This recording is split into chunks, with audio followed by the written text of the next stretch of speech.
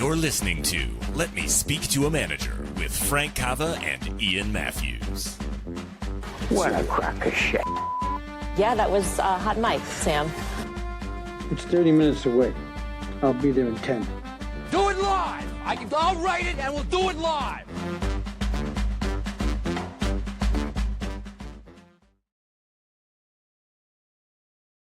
Frankie! You son of a bitch. Right off of your big birthday celebration with the boys, you look ready and rejuvenated to do some podcasting. There's no doubt. We did a long break, and then we did a podcast on the importance of breaks, and then we took another break. We were so motivated by our episode on the importance of breaks that we took another year off. When are you guys coming back? To be determined. How many of these will there be? Not sure.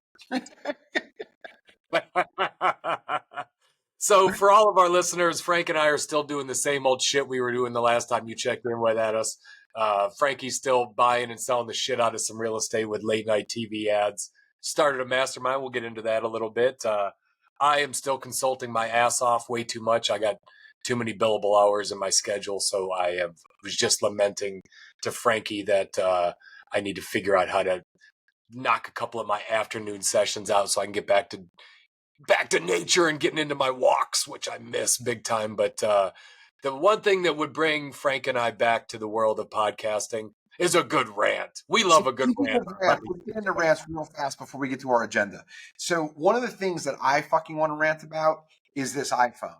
One of my favorite things to do is walk and make phone calls. This thing's terrible. There's like 11 dead spots in my neighborhood with this crappy ass phone. So this is the iPhone, the newest one. It's awful. God awful. Your phone, or just do you live in an area with shitty cell coverage? I've lived there for 5 years. Every new Apple phone gets worse with how many dead zones there are. So your old phone didn't have dead zones the way this one does. Correct. And then my new phone had 2, and now this one has like 7. Like I'm on the phone. So like my favorite thing is to walk in to do phone calls, and according to my wife, touch myself while I'm in public, screaming about real estate. That's her big push. She goes, you don't meet any of our neighbors because you're usually walking around the neighborhood playing with yourself and screaming about real estate. Yeah. That is a fun thing to do, to just walk around and touch yourself and talk about real estate. You got an itch, you got to scratch it. Buy low, sell high. God's not making more dirt. Just keep yelling that in your neighborhood all the time. I'm very popular. And now the phone doesn't work. I just start screaming about my iPhone. Yes. So on our opener, we have multiple rants. One from the famous Bill O'Reilly. This thing, let's do it live. Frank and I just absolutely love when a coach loses their shit in front of a podium. You thinking about practice? We like a good hot mic moment. And Jamie Dimon a couple of weeks ago was caught in a bit of both. So he was at a JPMorgan does these town halls where the CEO comes around and asks questions of everyone. And a lot of these they do virtual these days, so you can meet with more people. And in a company like JPMorgan, I think they're largely ceremonial and bullshit and a way to try to make the masses feel good, because no one person's really going to have an idea for JPMorgan and Jamie that he's going to make huge changes to a company of that size. But one person took the opportunity to grab the microphone, and it's kind of one of these guys that you know that they're really not asking a question. They just want to be heard. Kind of asked a question and took him 3 minutes to do it, which was like a prepared statement around the importance of virtual work, which JPMorgan has gotten away from. And in essence was saying, if we were to take a petition and get enough signatures, would you reconsider virtual work? Which you kind of backed a tiger into a corner, and Jamie Morgan is no pussy, and kind of set him off. So speaking of rants, Ian, now that we've had a change of president since we've done this last, we can say that word again more publicly. Ian, back on the table. Yep. Ian and I had a conversation about all the things we can say again. Yeah, with Trump back in office, I can say get some balls to people, right? Whether I'm talking to a female or male executive, I can say, why don't you get some balls? You get some balls to fire that person. Couldn't do that under Biden. Couldn't do that. Dead people. It applies to everybody. Unwoke is back, baby. We're back, Frankie. That's why this podcast is back. We were kind of unfashionable for the last 4 years.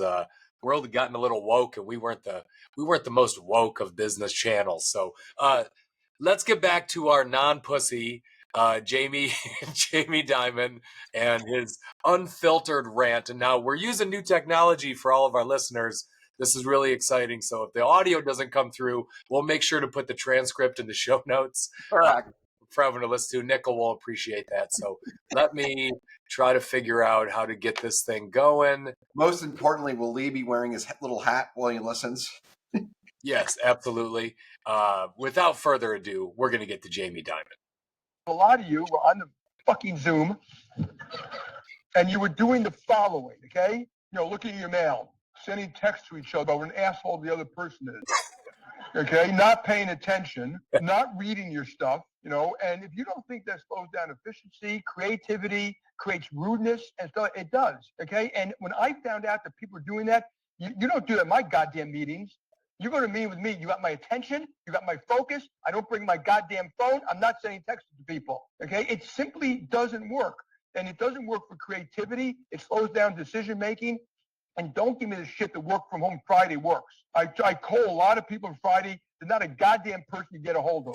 But here are the problems, okay? And they are substantial, okay? Which is the young generation is being damaged by this. They may or may not be in your particular staff, but they are being left behind.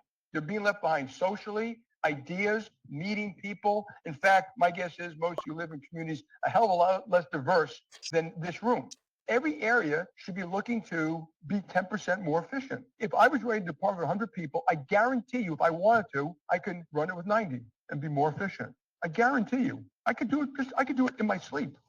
And the notion, these bureaucracies, I need more people, I can't get it done. No, because you're filling out requests that don't need to be done. Your people are going to meetings they don't need to go to. Someone told me to approve something as wealth management that they had to go to 14 committees. I am dying to get the name of the 14 committees. And I feel like firing 14 chairmen of committees. I can't stand it anymore. Now, you have a choice. You don't have to work at JPMorgan. So the people of you who don't want to work at the company, that's fine with me. I'm not mad at you. Don't be mad at me. It's a free country. You can walk with your feet, but this company is going to set our own standards and do it our own way. And I've had it with this kind of stuff.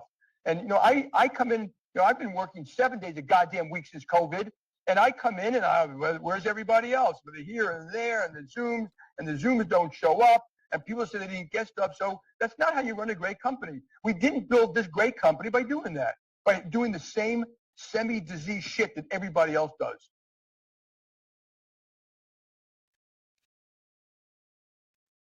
So, pretty impressive. Said goddamn like 9-10 times. I feel like that's back. That should be back. Goddamn. I feel like when someone says goddamn in a meeting, I feel it. So like pattern interrupter, right? Your boy, who's the guy that you went to all the seminars last year? Yeah, Tony Robbins. He's big on like dropping the F-bomb to just keep everyone awake because he makes you stay in these rooms till 4 a.m. Yes. As a pattern interrupter to kind of get you to pay attention. Yes. I don't know. I kind of feel like goddamn is more of a pattern interrupter than fuck. I feel like fuck, yeah, you hear that quite a bit. But goddamn is kind of like, I'm pissed, right? An F-bomb is just kind of like, whoops, that slipped. But goddamn, if you say that, you're serious here. You're trying to get everyone's attention. And he dropped a lot of goddams in that rant. He's definitely from New York and not the South. In the South, you can't say as many GDs because people are very religious. So you have to know your audience. They don't like fuck either, but at the same time, it's you got to like with the GD. The upside of the GD is like at any moment you don't know if a lightning bolt's going to come crashing through the roof and just smash you down. So it's like Thor coming on high with a lightning bolt. But what I'll say with the Jamie Dimon thing is this, right? So I think we can go back and forth on this a little bit, but here's my overarching thought. And it's a couple fold. I think the old guard, which Jamie Dimon is certainly part of it, has a way of building a company in an office.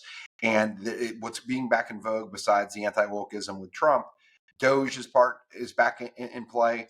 There's all these other things that are starting to happen that are becoming popular again. So what I'm curious of, is this an old guy ranting, and will it become something long term? Is it just a moment in time, and will the future really be something else? But the one thing that I thought was the most important of the rant was respect. And I think, like, one of the things that we do on this podcast is, Ian always asks me right before we start, did you turn off your emails? You turn off your phone? I've taken off my watch. I've turned off my email. And the reason I do those things is because nowadays it's so easy to be distracted. And if you're in a room with people, you're playing at a slightly different level.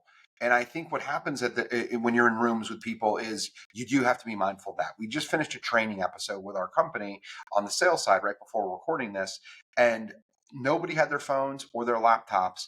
And what you can get achieved and accomplished together in a group without the technology, the human connection increases, the productivity goes up, and the mutual respect. Like, people were emotional in these trainings because we were all engaged in a room. We were talking about something sensitive that you can't do remotely.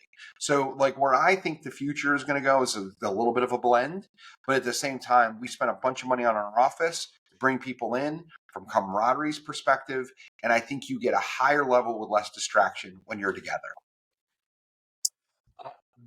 Two big things. I think we're going to get into the one on young people are being left behind. I want to talk about that too.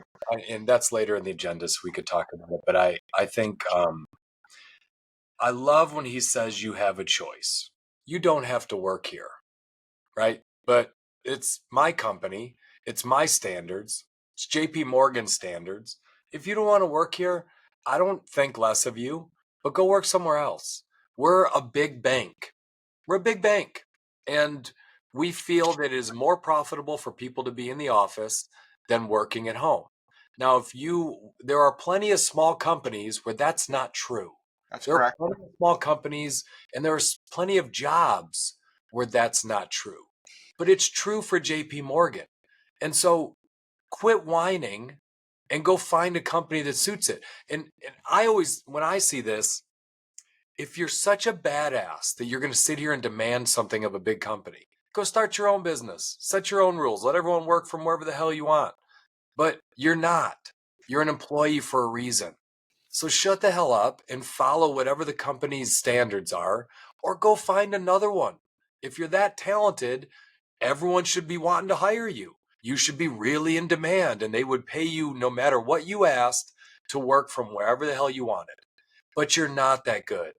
You have friends who are that good, and they get to work from home because they contribute a lot. So you think you deserve it. But guess what? JP Morgan's a big bank. And Frankie, they're not the only company that's big that is saying get back to the office. This is a common trend that we have going. But for me, I'm a little mixed on this, in that I did work for a very big company. GE, I worked for the biggest company in my first job. That was my job was hybrid. I was a salesperson. No one gave a shit if I worked from home or came into the office, right? If I had an appointment at 10 a.m., I wasn't driving into the office and then going to the appointment. I would work for 3 or 4 hours in my apartment on my laptop, and then I would head to see my customer. No one really cared if they saw me all week. I had to come in for a certain couple of meetings maybe. But I got a lot out of the office. I was more productive. I was more efficient. I was more effective there. I didn't have all the distractions, but also I didn't know shit. I didn't have skills. I didn't have the ability to do the job. I liked being in the office to hear the other people in the office talking to customers, giving me advice. I was always in and out of the cubicles trying to figure out and learn things. Every time I went to the office, I came back better than when I went there because I was an unfinished product. Now, if I'd have been a 30-year veteran, I wouldn't have gone to that office too much. I'd have just gone and seen customers and worked from my home office the rest of the time and tried to maximize how much commission I could make. But as a young person, I found it incredibly valuable to soak off of all the experience of the engineers, the managers, the ops people. They all taught me things. So there's a few things here. First is that in the office versus out of the office, I think it very much has to do with a few different things. You already talked about where you are in the arc of your career. It has a lot to do with your job. So, like, as an example of this, we have remote workers who work for us every single day. They're called project managers. They work on projects. They're in the field. But I have project managers who have asked us, can I run my jobs from home? Like, if you could run your job from home, I assure you I'm better at your job than you are, and I can run it from my desk. Like, it's part and parcel to the job that you need to be in the field, looking at the jobs, seeing the jobs, because that's what construction is about. It's physically being there. But one of the things that you had mentioned in the agenda is like our office experiences, and you talked about yours. Here's where I think it's a little bit different. So if anybody ever asks my wife and me where we met, we say a really nice coffee shop in Richmond called Match.com. And my wife blew me off for a very long time because she didn't think we had anything in common. We've been together for 10 years, and it turns out she was right. We don't. But but it just so happened that she bumped into me at a bar one night when I was out with a friend, and she was on a date with somebody else. And she saw me in person and realized, oh, he's got a nice smile. He's different in person than I thought he was. And she gave me a chance, and we went out, and ultimately we're married. We have kids, and I'm very happy. But that's kind of like an online setting of this. But I think it goes a little bit further, and it's this. Relationships are built in person. And when you are in person, especially young, the people who are going to mentor you, it is hard to lean into somebody when they're away. The best conversations that I have with employees here are impromptu, walking to get coffee, getting my lunch, standing at the microwave, getting like walking back and forth to the bathroom from one meeting to the next. You bump into people. We got basketball hoop. We got things in our offices that cause you to congregate. And what it comes down to is mentorship. Mentorship, everybody thinks you're going to get some big mentor, right? Like, you know, the way Brett Favre mentored Aaron Rodgers. That's not how it works. Usually there's like big M mentoring and little M mentoring. And little M mentoring is the little conversations that happen between meetings, like 5 minutes here, 10 minutes here, a couple of minutes here. Hey, can I ask you a question? It'd just be you watching that person operate, and they don't do anything. They're just doing their job. That's mentoring. It could be the watching part, but usually, like for me, it wasn't so much the watching. It was those conversations that just happened when I happened to be in the office. And I have the best, deepest conversations with people who work for our company while we're in person and we're face to face. Now, Think about all the meetings when you were a new construction manager, right? Think of all the start meetings you were in when you didn't really know what you were doing, and you watched the 20-year veteran talk about his homes, answer questions to the DM that was going through, and you were just observing and thinking, oh, okay, all right, I like the way he said that.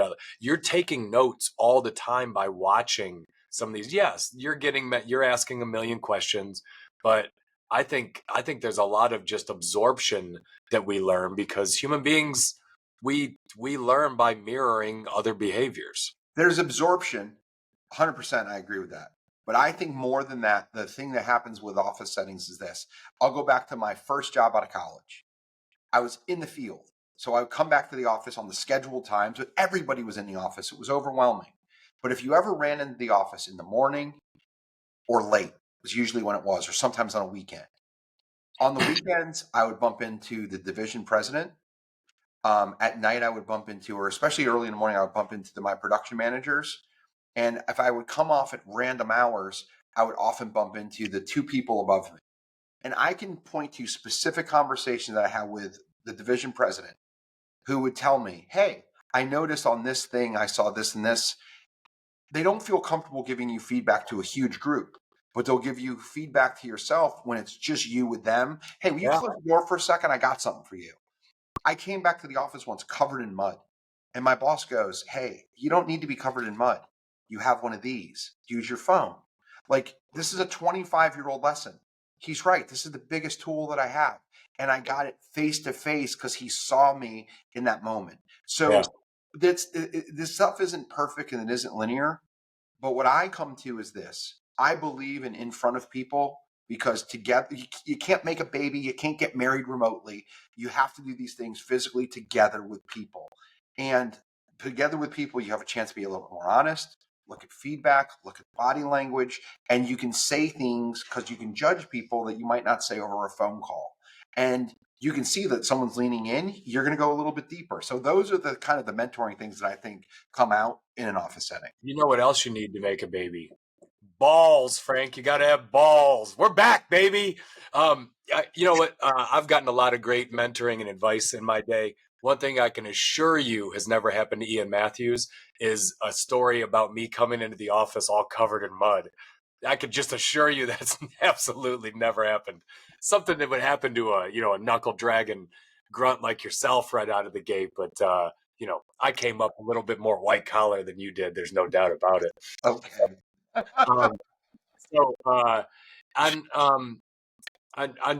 We talked about JPMorgan, but so they've mandated everyone comes back to the office.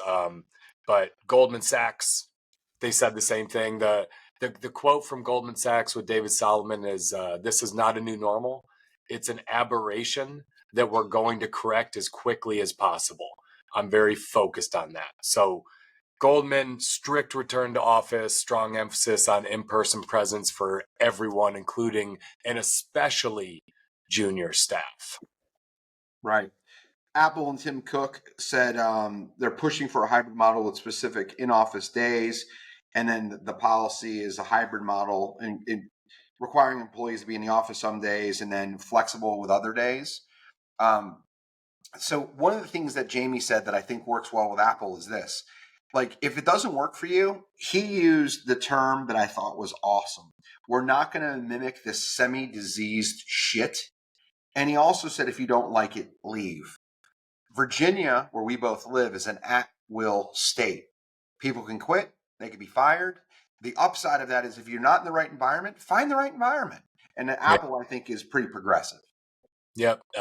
Google and Amazon, both the same thing. Google went to 3 days a week. They were completely all work from home. They've kind of gone a little bit more hybrid.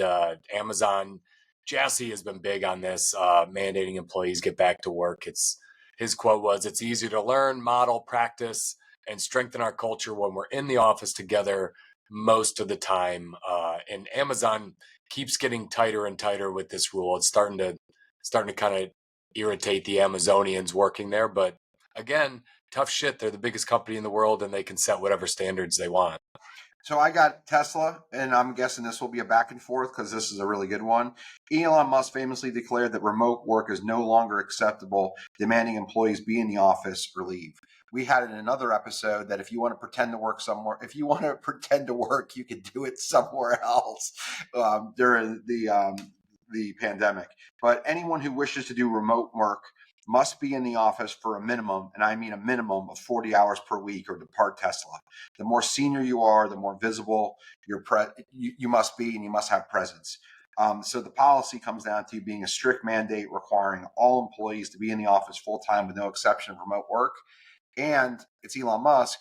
They're doing this now with Doge in a big way, fundamentally with the government. So there have been multiple occasions with Musk. At Tesla, at Starlink, at the Boring Company, at his solar company, at Twitter, now known as X. Hey, little sidebar, by the way, my Twitter account, Frank, has been hacked. And at first they were touting crypto with it. I can't get in. They changed the password and I'm locked out. I'm trying to get in. Upside, they're no longer hyping crypto now from Ian B. Mathews, my Twitter account. They're now hyping porn. So, I'm not doing crypto scams anymore, but they are selling porn right from my name. It's got the 5-on-4 logo and everything. It's really great. The Mathews family was not good to me when I was single. During the time that I was single, Ian literally picked up my phone. It was before you could lock out a phone. And he picked it up and he literally went on my Match.com account and went to several women. I'm so gassy. It must be these beans. He sent it to like 12 people I was talking to. And then we went on a double date, Ian and his beautiful wife, Jenny, me and Flavor of the Week. And I came back from the bathroom and Jenny goes, "Frankie, while we were in the bathroom, we were just talking about you and all your porn." All that porn collection of yours. Have you told her about it? Oh my God. Frank tried to change the subject, which made us dig in for the next hour. Nobody deserves it more, Ian. Nobody deserves it. But Musk is not just a, hey, you got to come to work. Musk is really honest that we only want hardcore people to work here. He's big on this. He says the word hardcore. Hardcore to him means you're working 7 days a week. You're working late. We're trying to change the world. Please don't come work here if you don't share our values of working around the clock to do really big things. And I think this comes back to Dimon's thing of this is our company. Yep. This is our culture. You don't have to work here. The people who are working, at Musk Rocket Company are passionate engineers who really want to get to Mars like he does. When he interviews, he screens for that. He's trying to find people who have that kind of disposition to just work their ass off. And he's sent lots of emails saying, like, we got to launch in 4 weeks. I expect people are sleeping in the office, and he'll do the same. Like, you don't sign up to go work at a Musk company and think you're going to work 8 to 5. Just don't go there. You'll be one, you'll be miserable. 2, you'll get fired because that's not a match. You don't have to work there, and he doesn't have to hire you. You said something earlier, and I think it's worth antagonizing a little bit, and it has to do with this. Like Ian and I are Musk fans. We talked about it before. We've gone through this.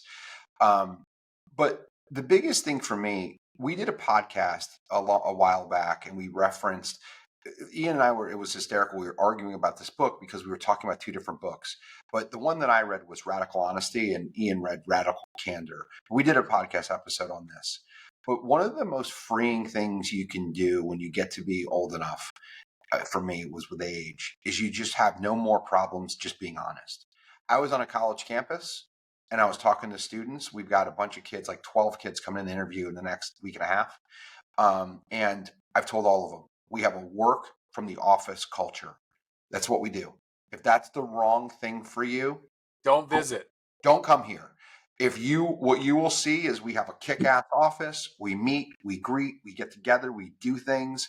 We are not a Zoom or a Teams company. We get together and we meet. That's what we do.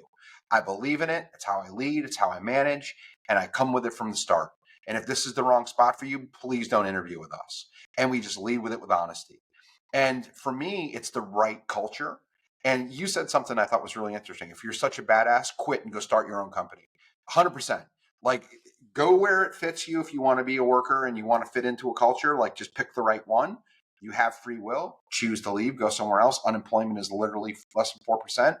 It's a robust economy. You'll find another job. But if you're on the other side of it and you're the employer, lead with what's important to you. I don't think anybody is confused with what's important to Elon Musk. It's efficiency. It's not people. It's product. It's what we're putting out. He did it with X. He's doing it at the government. If you work for me or you work with Ian, we have expectations, and we're going to be honest with them up front. And we're going to just set that as the tone. I mean, Frank and I are not Elon Musk or Steve Jobs either, right? Like, if you went to work for Apple while Jobs was there, it was the same culture, Frankie.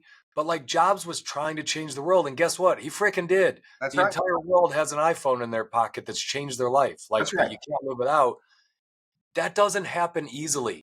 That takes a large amount of people that are every bit as committed as you are. And Jobs had health issues. He really had a sense of urgency. People got to work around the clock because I want to see this happen before I friggin' die. Like, so that you don't join that company and think, well, this will be chill. Now, here's where it's getting interesting. And there's probably a whole episode in this, Frank, when you talk about Musk, is the people working for the federal government didn't sign up for that. Correct. They signed up for about the simplest, easiest job you could come up with. Now, are there hardworking government jobs? I'm sure. There are plenty that are maybe stressful or hardworking. But most of them, right? You didn't take that job thinking I'm going to be working 7 days a week around the clock. And you wake up one day and you got Musk as your boss. I can't think of a bigger mismatch than a federal government workforce and Elon Musk, right? That'd be like one day Elon shows up at the local DMV and he's running it. Like, can you imagine? That's sort of what's happening right now. And so there's that's where the mismatch is, in that there was an expectation set, right? These people have worked there for a long time with basically no oversight and no expectations. And overnight, you get the most intense boss in the history of the planet. Like that is a major misstep. But I love the way Frank, when he is selecting people, is very clear. Here's what we are. Here's what we are not. Here's what you're walking into if you come join this, right? Please don't sign up here because you just need some money and you want to be able to work from home. And like, nah, if you come here and you're a hard worker, I will teach you so much about this business. And that is what Frank does. He is patient. He trains the people that work their ass off. He gives you new skills. If you want to take them to a bigger company and leverage that and make more money, cool, I will invest in you. But I'm only going to invest in people that I think show promise and that work their ass off. If you don't, okay, well, I'm not going to give a lot of my time and try to help you. This may be a conversation we want to have in a future episode, but I'll say it this way because we're getting off script. But I think this is worth saying. Ian's excited about the end of woke. I don't really give a shit about the end of woke. I care more about this. It's the end of entitlement. Is what it feels like right now. We're going through a wave of this. We are one and the same, Frankie. They're one and the same. We are $40 trillion in debt as a country, and we need to shake some stuff up. Now, I don't necessarily love everything that's being shaken up, but it's hard to just shake up the exact right stuff. But what I will say to you is this: if you're looking for a little bit of career advice, if you think you can set it and forget it as an employee or an owner, you are lying to yourself. If you think you can just show up and you'll get a gold watch in 35 or 40 years and just do the bare minimum, they're coming for you. And I hear people who own businesses that say the exact same thing. Like, I'm going to go run my business from a beach. You better entitle somebody to run that place, and you better elevate yourself to executive, because you will have a mutiny otherwise. A mutiny.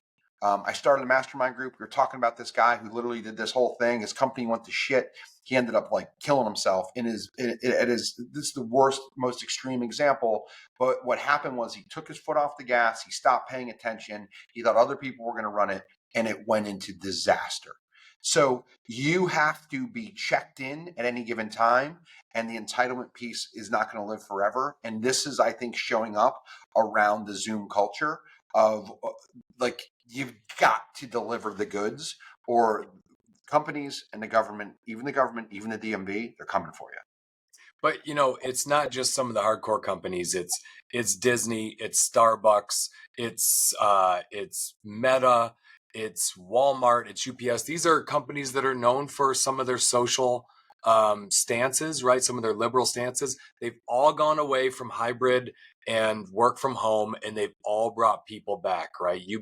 UPS has done it. BlackRock has done it. Salesforce. You go down the list. We're just giving you a small slice. Most big companies have gone away from virtual and hybrid because I think they're finding that we're not getting the return on our workforce that we got when we were in the office. What I think work from home and what I think about work remote more specifically is this: it's parenting children. Work from the office is very much a high discipline model. Work remote is a lower discipline model. And if you are raising children, which I'm in the process of doing, I have a 6 and a 3-year-old. If you give them too much rope, they take it. And so what I think happens is it's easier to be a disciplinarian and loosen the reins than have loose reins and try and tighten them. And what companies are seeing, no matter what they focus on, every company we've referenced is a publicly traded company. Mine isn't, but it's similar. I never went away from it. But with publicly traded companies, they have responsibility. The government ultimately has some responsibility in the end, and they have accountability. And they've all tried it, no matter if they're people-centric or people-opposed. They've all tried it. It doesn't work. And now they're bringing it in and tightening the reins like you have to do with kids. Yeah. I'll also say, as I go off on some of these rants on virtual work, my life for 7 years has been virtual. Yeah. Every client I work with, I do it over Teams or Zoom.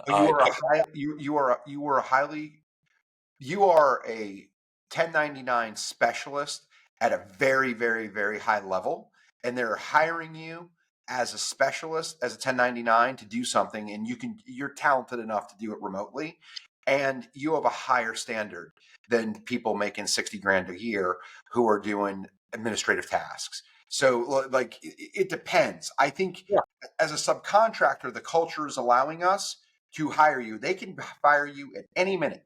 You know it, they know it. That's what the nature of 1099 work is. And I think the positive of this, Ian, to me, is there is a job for you all around the world because you are talented and you have found the niche, and you will continue to have it because of these technologies. But at the same time, if you're going to abuse these technologies, it's going to be taken back. Yeah, I think that's fair. I think so. I had a young sales rep for one of my clients that I was working with, and he was in one of my programs, one of our Rising Leaders programs, and he asked to chat with me on the side. And guy's doing a great job. He's talented. He's good, and he kind of broke it to me that like, hey, what I really want to do is what you do. And I'm like, what do I do? He's like, well, I don't know. You get to work with people and teach them all day and be virtual and, work with people all over the place and blah, blah, blah, blah. And I'm like, all right, you think you can just do that? Like, there's an entry fee to that. There's an entry fee to being hired to that.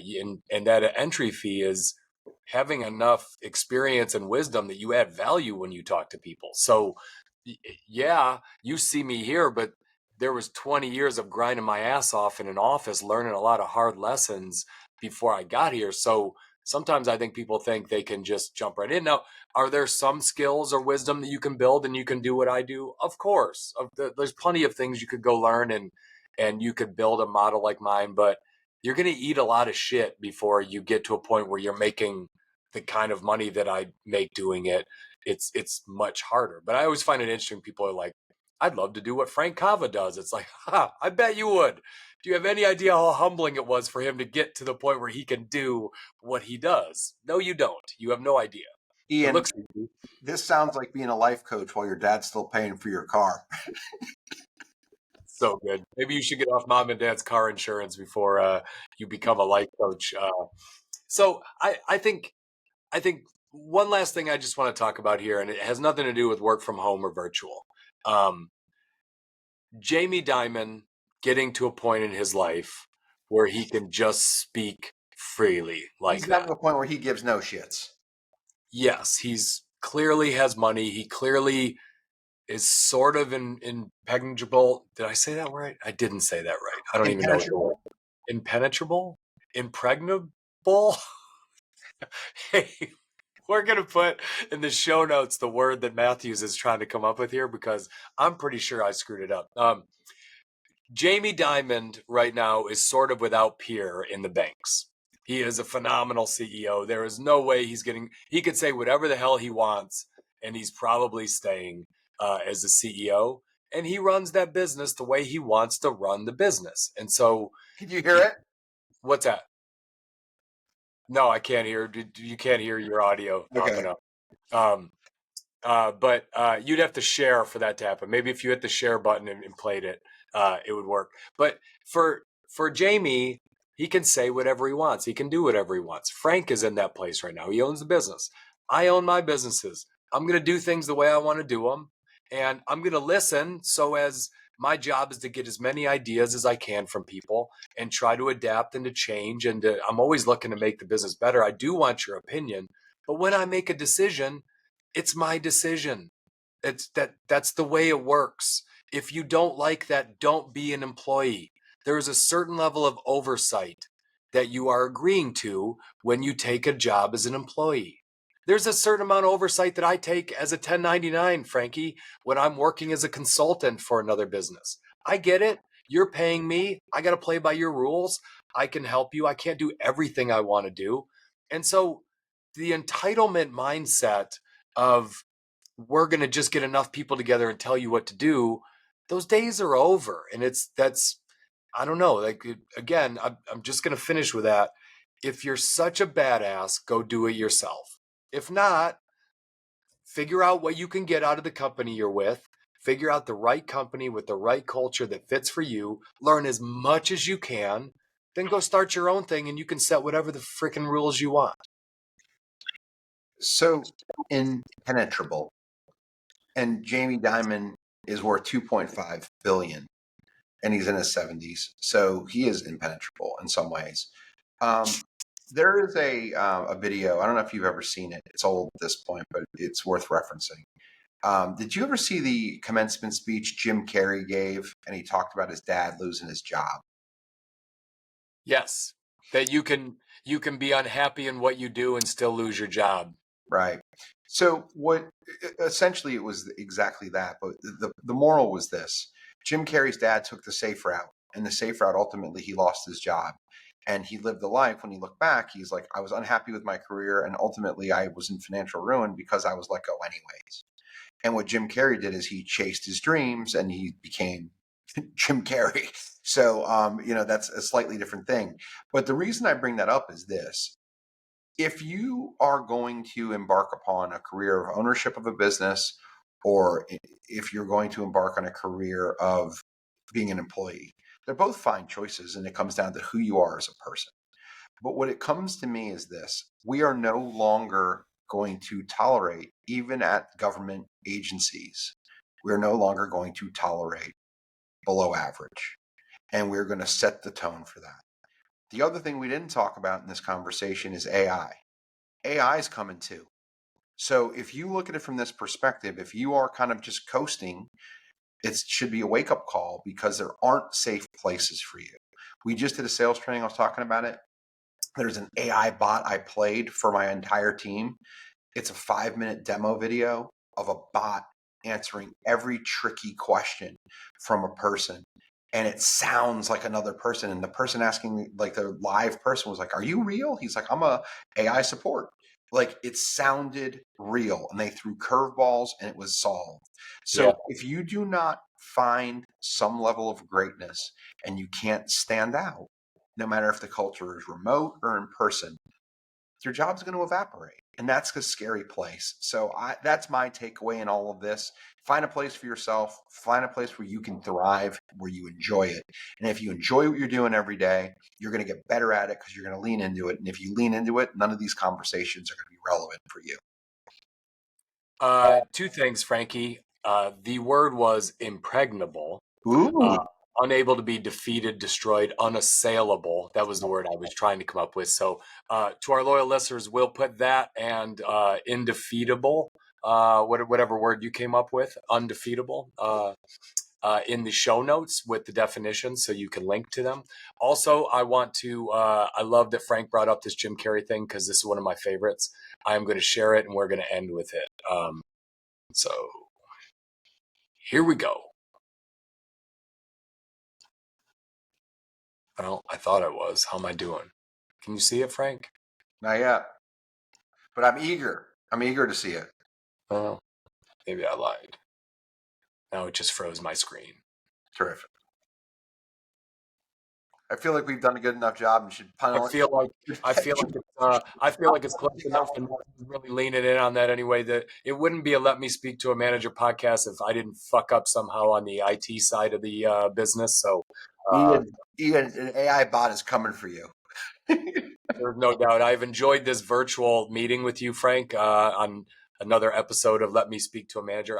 What episode is this? Are we like at 150 something? We're going to just start lying like Jason. All I know is, hey, we're back, people. Like, you can expect us back here consistently, religiously, routinely, dropping great knowledge like this and using curse words that we weren't allowed to use under Sleepy Joe Biden. Love it. Good to see you, Ian. If you like what you just heard, and judging by the viewership numbers, you did, hit that follow button and leave us a 5-star review. It helps other people find the show. And it lets Frankie and I know that, a few people are listening to this.